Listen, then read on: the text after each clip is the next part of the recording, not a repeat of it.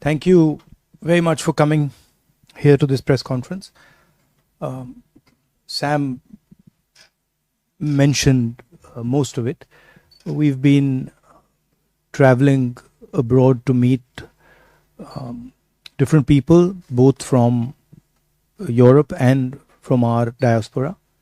And we've been doing this regularly now. We went to the United States, and now we've come to the EU, trying to get a sense of what is going on here, and also to give people a little bit of a sense of what is going on back home.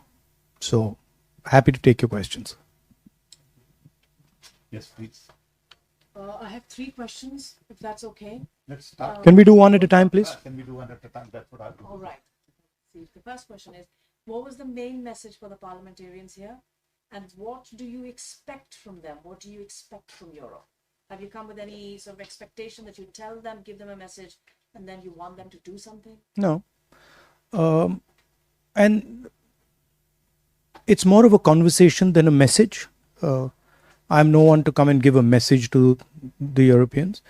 It's an exchange of ideas about what is going on in India, what's going on here, the type of cooperation that we can do. So it's more of the frame is a conversation. We discussed with the parliamentarians across the board relationship between India and Europe, changing globe, transition, into a new sort of energy paradigm, into a new mobility paradigm. So that was what the discussion was about. Very fruitful. What's happening in India? What did you tell them? Could you elaborate a little bit, please? Yeah, we were giving them a sense of the type of challenges India is facing, economic challenges, other challenges, the general sort of attack on the democratic institutions. So that's what we discussed. Go ahead. Yes. Can you speak a little louder? Welcome to Brussels, and thank you so much for organizing this. You're basically here on the eve of G20. Most of the European leaders are back in Delhi, and they're going to be meeting with Mr. Modi. They're going to be meeting with the government there. And my question to you is, do you feel with all of these... Sorry, can you hear me? We can hear you. Do you feel with all of these meetings they're going to be having, the Western leaders, are they giving Hindu nationalism a free pass? Are they giving the persecution of Muslims and minorities a free pass in India right now? No, I don't think. I think the G20 is an important conversation, and it's a good thing that India is hosting it. Of course, there are issues in India that we raise, but I don't think. I think the framing that are they giving them a free pass is not exactly correct. But do you feel that obviously there's a war going on in Europe right now, and there's been this constant, I wouldn't say an allegation, but there is this aspect that India has close relations with Russia, and we've had European leaders talking to India about it. And do you feel in this aspect of trying to lure India away from Russia, they won't bring up the persecution of minorities and Muslims in India, leaders from the West? No, I mean, India, of course, has a relationship with Russia. India has a relationship with the United States. India is a large country, and by nature of being a large country, it will have relationships with many other countries. So that's a normal thing. That's not, India has every right to have a relationship with whoever it wants. There is, of course, there are serious issues about the type of actions that are being taken with regards to institutions, with regards to democracy and stuff. And yeah, we would hope that there is a sense that there are underlying issues. Can I just have a follow-up? Hold on. No, please just. Yes, sir.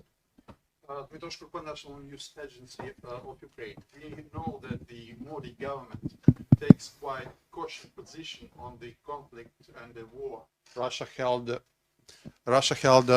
against Ukraine. So that I'm curious, what is the opposition point of view on the issue? And the related question, is that cautious position of the Indian government related to the sharp increasing of the oil supply of Russian oil to India? I think the opposition, by and large, would agree with India's position, current position on the conflict. We have a relationship with Russia, and I don't think the opposition would have a different view than what the government is currently proposing. Hello, I am from actually Kashmir. I would like to ask a question related to Kashmir issue. And what would be your policy if you came into the power next elections, hopefully? And recently, 4 years before, the Article 370 was abrogated, and even opposition leaders were restricted to visit and meet the people. And how you see the future of Kashmir? Thank you. I mean, our position on Article 370 is very clear. It's in a resolution passed in the CWC of the Congress Party. I would urge you to take a look at that.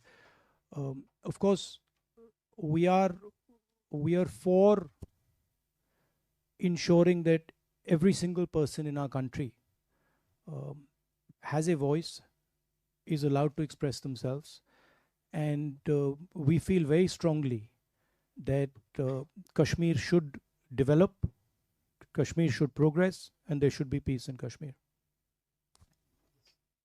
Good morning. Thank you very much, Pascaline Gabory, pilot for Dev. I just would like to know what are your next priorities, political priorities, and what will be your world vision in a context of growing tensions. Thank you. What would be my your view on international relations in a difficult context that we are now? I've been saying in all my meetings that it is pretty clear that China is proposing a particular view, a particular vision of the planet, right? And they are putting on the table the idea of the Belt and Road. And one of the reasons they are able to do that is because they have become a center of global production. And this is something I told the people yesterday in the External Affairs office. But I don't see an alternative vision coming from our side. That vision requires a vision for production in a democratic environment. What the Chinese have basically shown is that it is possible to produce effectively in a coercive environment where you don't give people freedom, where you restrict their freedom, but you offer them prosperity without political freedom. And the challenge for us is, can we provide an alternative vision where we do production under democratic conditions with political and economic freedom? And I think there's a lot of cooperation that can happen between the United States, between Europe, and between us. And I think that's where a lot of our focus should go. How can we create an alternative to the Chinese production model that is a coercive production model? A competitive vision. Hi, this is Malini from PTI. You've given a very dignified answer to G20 happening in India is a very good thing. And we have news that Mallikarjun Kharge has not been invited for the G20 gala dinner by the BJP. And that says a lot, and I would like you to comment on that because you are holding a very good stand, supporting the G20 happening in India, and here we have a very contrary, very interesting. No, what's contrary about it? I mean, they've decided not to invite the leader of the opposition. It tells you something. I mean, it tells you that they don't value the leader of 60% of India's population, and it's something that people should think about. Why they're feeling the need to do that, and what is the type of thinking that goes behind that? Follow-up question as well. I was there in Paris to cover Mr. Modi's, Bastille Day parade event, and two things happened at that time, which is very controversial. There was a 17-year-old boy who was shot in France, and the French actually jailed about 1,000 people just so that the event would go peacefully. And at the same time, I didn't the realize issue that. happened, and the EU tried to raise that issue, but there was no conversation on that in the platform. Instead, there was a lot of retaliation from the Indian ministries regarding the same, that this should not be brought up. But we were actually talking of freedom at that time in France, and I thought that that issue should have been brought up. But what do you think about that? About Have you spoken about it here when you about what? about the Manipur issue, the human rights issues that we're facing? Yeah, I mean, our position on Manipur was very clear. I actually visited Manipur, and I think we are very much for democratic rights, harmony, peace between people. I mean, as Sam said, I walked 4,000 kilometers for that very purpose, and I think there is a sense in India that the democratic structures of our country, the institutional structures of our country are under attack, and they're under attack from the group of people who are running India. I don't think this point is missed by anybody. I think everybody who has even a little bit of an understanding of India knows this. But of course, there are other considerations. So when you're dealing with India these days, there are other considerations which are also important, as you would be well aware.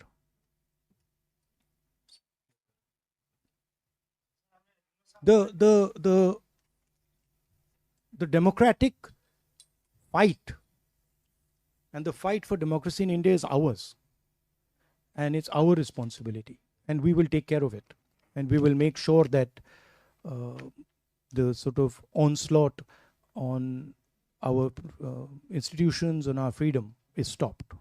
The opposition will make sure it happens. Yes, sir. Sir मैं नाम यूनुसान मैं आज तक के लिए काम करता हूँ मैं अपनी भाषा में आपसे क्वेश्चन करूँगा आप 6 रोज़ा दौरे पे आए हैं तो उसका बुनियादी मकसद क्या और आपकी कल बेल्जियम और यूरोपियन पार्लियामेंटेरियन से मुलाकात रही है तो वो कैसे रही आप हिंदी में जवाब चाहते हैं या इंग्लिश में? You decide. You ask. Okay, I'll no, the aim of the visit is to meet our diaspora here, to engage with them, to get a sense of what they're dealing with, what they're going through. That's one aspect. The second aim is to meet members of the government here, MPs, other people, and to get a sense of how they are seeing India, how they're seeing the possible cooperation between India and Europe, how they view India, what they think India should be doing, and also giving them a bit of a sense of what we think our relationship should look like.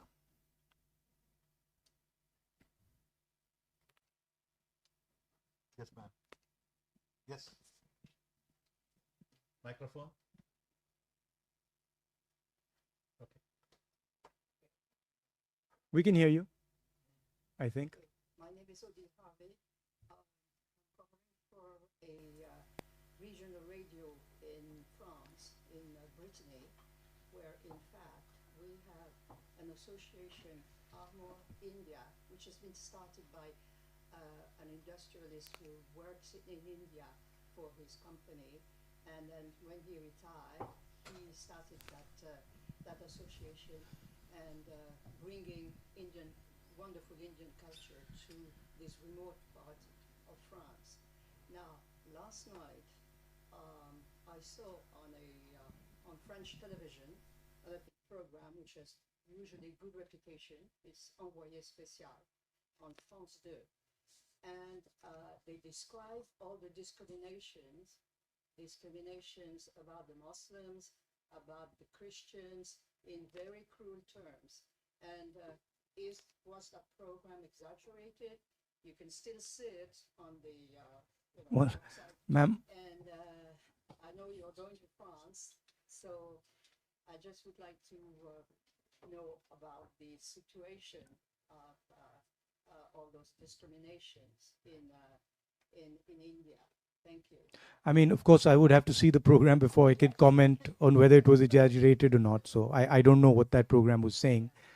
But certainly there is an increase in discrimination and in violence in India, and there is a full-scale assault on the democratic institutions of our country. That everybody knows, and internally in India it's been commented on, and globally it's been commented on. And of course, minorities are under attack, but so are many other communities. Dalit communities, tribal communities, lower caste communities are also under attack. There is a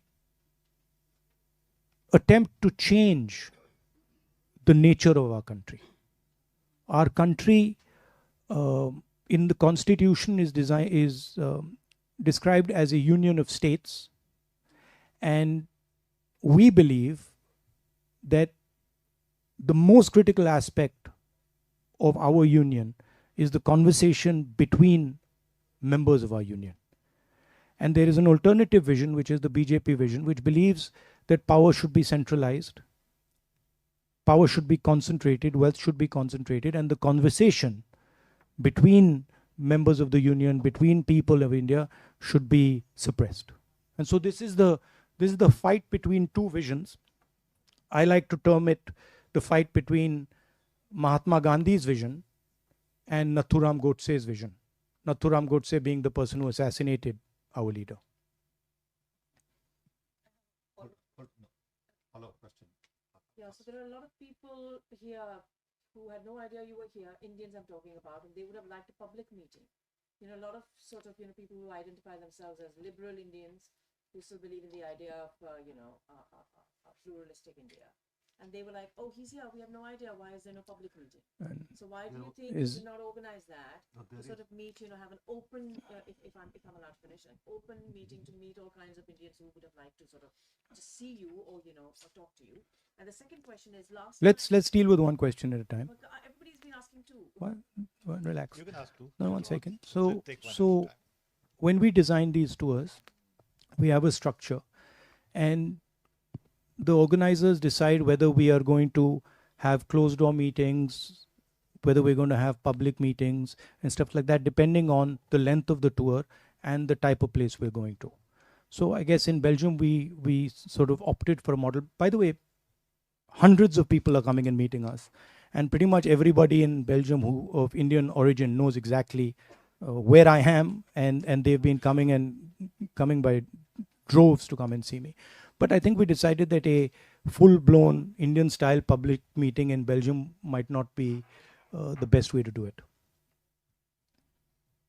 You've said in the past you were spied on by the government. Is that still true? Do you have any more information? Are you still being spied on by the Indian government? I mean, the fact that Pegasus was on my phone is a known fact. I mean, I don't know the details of how I'm tracked, but I'm certainly tracked for sure. Yes. In fact, just going back to the Bharat Jodo Yatra, there is also, I think I'm very loud. Everybody can hear me. All right. I have heard a lot of speeches before, starting 2014 onwards. You have been mentioning a very, very important, crisis that is coming up in India. The unemployment of the youth, which is at the highest level right now. While you were on your yatra across the country, Did you meet the youth, and did this issue actually really come up many times? Yeah, I in did. various states? I met thousands and thousands of youngsters, and all of them said exactly what you're saying. The three things they said: number one, unemployment; number two, huge increase in the levels of poverty, and completely skewed income distribution. So few people getting very, very wealthy, and the bulk of people, being pushed back into poverty, and then rising prices and inflation. Those were the three things that repeatedly they told me. The fact of the matter is that India has the highest unemployment that it's had in the last 40 years. So there is something clearly wrong with our economic model. It's not accepted, and there's a lot of media support for the government. So those type of things don't come out. But I don't think the current path we are on, economic path we are on, is sustainable in any way. And there will certainly be consequences and a backlash to this model. Yes, sir.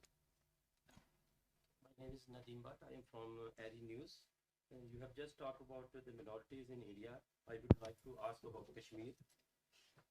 What is your party's stance on the current situation in Kashmir, and what step do you believe should be taken to address the ongoing conflict there? How do you view the role of international diplomacy in resolving the Kashmir issue, and what would be your approach if your party comes into power? Kashmir is, of course, an integral part of India, so it's nobody's business other than our own, other than India's business. Our position, as I stated earlier, is very clear. It's in a working committee resolution. We can give you a copy of that resolution if you're interested in reading it. But I feel that it's very important, the general discussion we're having here, that democratic institutions, democratic structures need to be protected in India, and the voice of people needs to be defended and protected. And that goes for every single part of India, including Kashmir.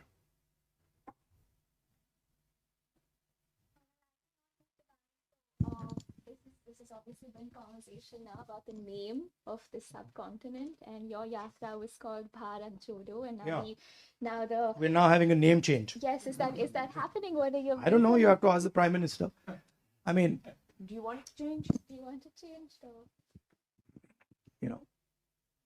these are. Bharat Jodo. So I am perfectly happy with the names that we have in our constitution.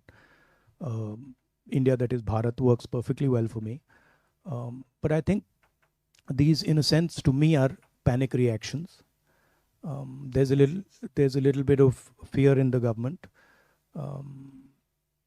These are distraction tactics. We, of course, came out with the name India for our coalition, and it's a fantastic idea because it represents exactly who we are. We consider ourselves to be the voice of India, and so the word works very well. But it's obviously disturbed the Prime Minister enough that he wants to change the name of the country, which is absurd, but that's what it is. It's also interesting that every time we raise the issue of Mr. Adani and crony capitalism, the Prime Minister comes out with some dramatic new diversion tactic. It's curious that just after I did a press conference on Adani, this entire diversion is put into place. It's interesting. Yes, ma'am. Yes. EU journalist for Radio Novo Time. Again, thank you. In view of the COP28, the climate conference in Dubai, what are your expectations? And do you think that India is going to be the major spokesperson for the Global South? Thank you. Well, I don't know. I mean, I think India has a relationship with the Global South, and I think there are bonds there, historical bonds there, that make us make us close to the global south. I don't know if we are the spokesman of the global south, but certainly we have a relationship with them. On the environment, of course, we are, as a planet, going through these large transitions, energy transition in the way we move. And I think environment is a central issue for India. It's of course not in a country where there are many poor people. It's difficult to make environment top of mind, but I think it is a critical issue, and it's very important that we think about it in a strategic and a long-term way.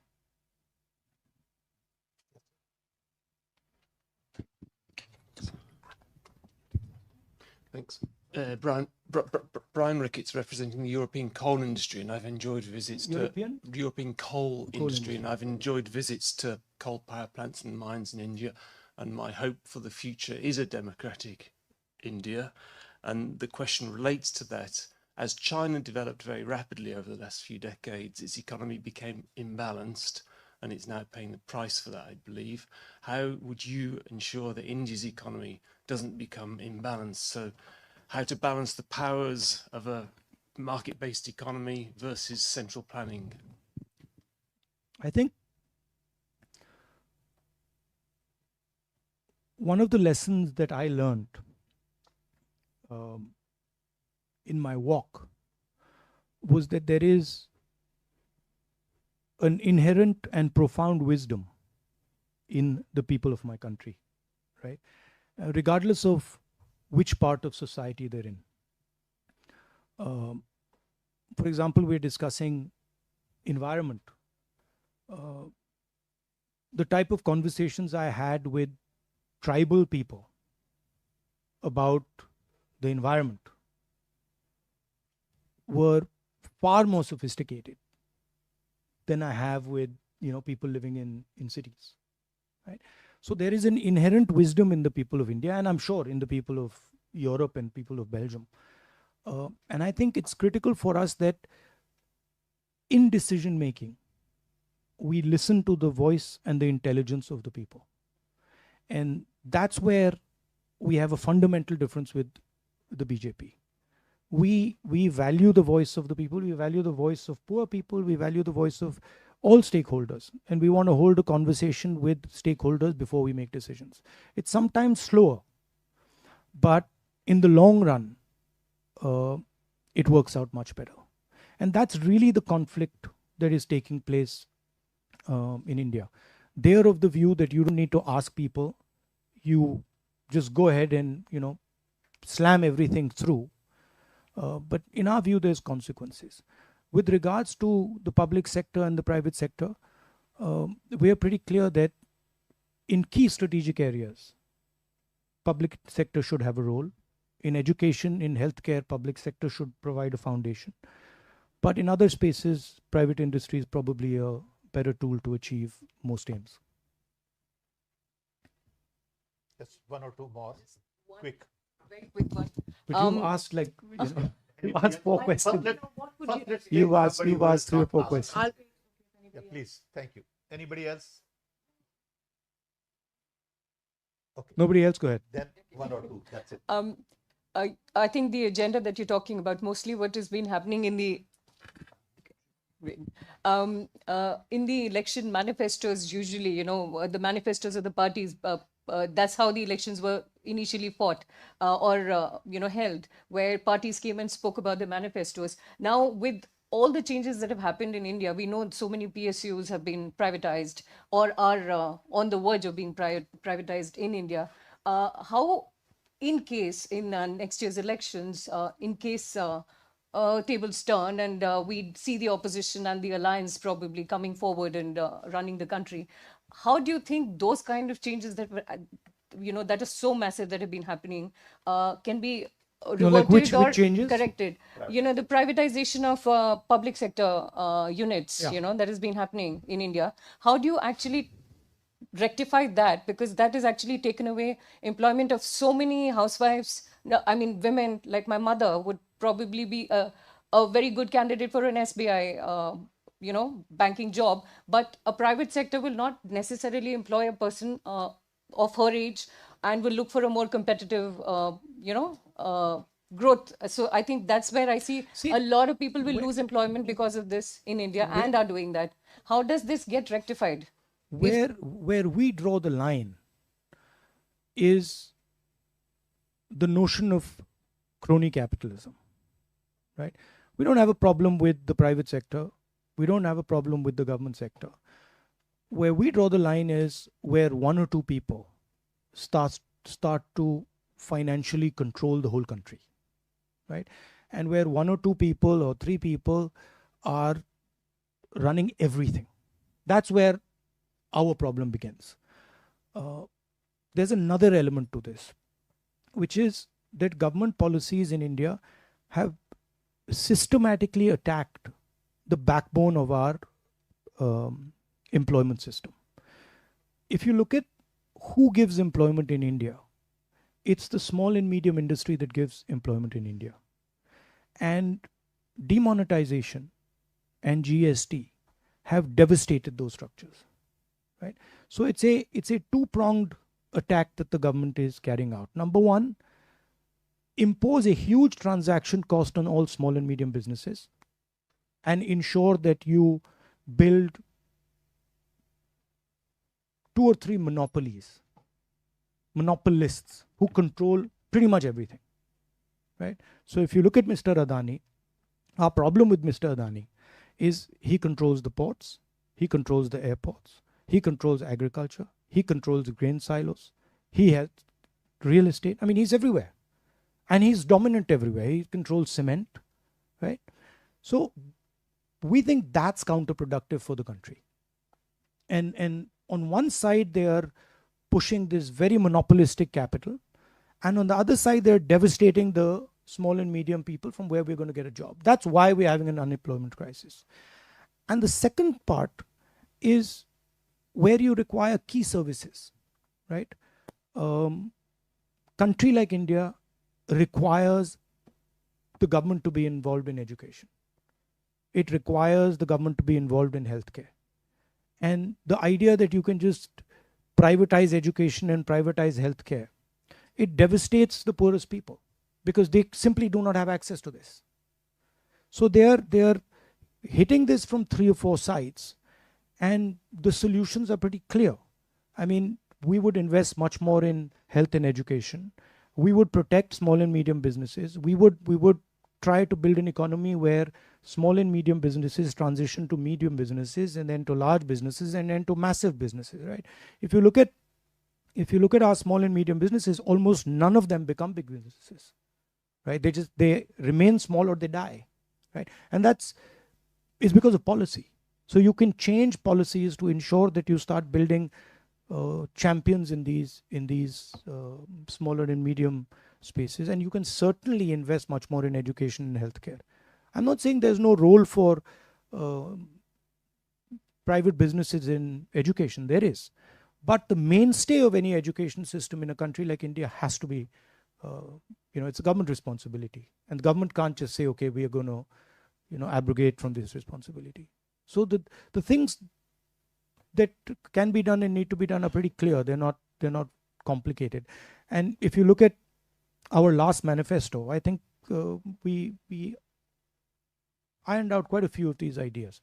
One of the other ideas that we have, which we've tested now, you can get a sense of how we think about these things by looking at our states. So if you look at the healthcare system in Rajasthan, that'll give you a good sense of what we are thinking in terms of healthcare for the country. If you look at our social programs in Karnataka, you get a sense of how we are thinking about social programs for the country. So we tend to run a pilot somewhere, see if it works, and then scale it up. And for example, Manrega was such a case where we ran a small pilot, then we scaled it into a state, and then we scaled it into the nation. We don't believe in these rash decisions where you suddenly demonetize the economy or you suddenly impose a GST. We believe in seeding an idea, letting that idea grow, testing the idea, and then scaling it across. Chhattisgarh has some very good ideas on how to support farmers with minimum prices. Karnataka has our, the sort of support that we're giving to women in Karnataka. That's some very interesting work that's going on. And in each one of our states, you can see the sort of type of ideas that we will use when we come to power. Last question. When you were talking to the parliamentarians, you said it was a conversation and you were informing them about sharing, your reading of what's happening in India. And you have repeated here that, there are problems back home when it comes to institutions and democratic structures. What was their response to you? Did they seem concerned? Did they seem... Yeah, they were very concerned. They were very concerned, and they felt that they felt that there is an attempt to stifle the democratic structures of India, for sure. And I mean, they were very, very clear with us. Okay. We have more questions. You have more questions? Yeah. Oh, you No, have more I questions? think thought we gave I you think enough 5 questions for one person is good enough. I mean, if you, Okay. Well, Responses are coming to everybody. No thank you. offense. No, but thank you very much for your time. We really appreciate. Thank you, Rahul. Thank you very much. And we hope to see you again. Be in touch. Thank you.